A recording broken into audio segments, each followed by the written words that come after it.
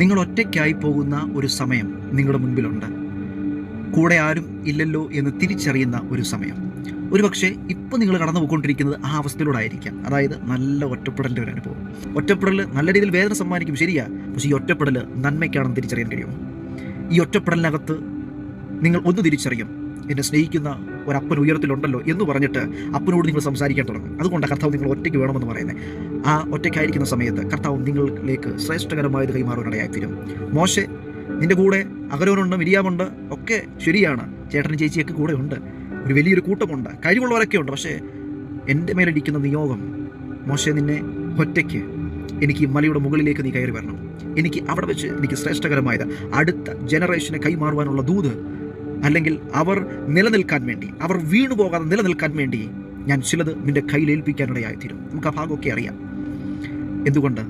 കർത്താവ് നിങ്ങളെ ഒറ്റയ്ക്ക് വേണം. അങ്ങനെയെങ്കിൽ ചുരുക്കത്തിൽ പറയുവാണെങ്കിൽ എന്തുകൊണ്ട് ഈ ഒറ്റപ്പെടൽ ജീവിതത്തിൽ വന്നു?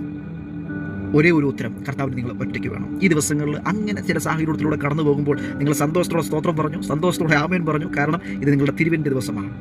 നിങ്ങളിൽ ശ്രേഷ്ഠകരമായത്, ഇതുവരെ അനുഭവിക്കാത്തത്. അതിനത്തിൽ പറയുന്നു, പിതാക്കന്മാർ അനുഭവിക്കാത്ത മന്ന കൊണ്ട് ഞാൻ നിന്നെ പോഷിപ്പിക്കുമെന്ന്. അങ്ങനെയെങ്കിൽ വിശ്വസിക്കാൻ തയ്യാറാണോ? ഈ ഒറ്റപ്പെടലിനകത്ത് ശ്രേഷ്ഠകരമായ ചില കൈമാറ്റങ്ങൾ സംഭവിക്കും. വിശ്വസിക്കുക, ഏറ്റെടുക്കുക. ഇത് നന്മയ്ക്ക്.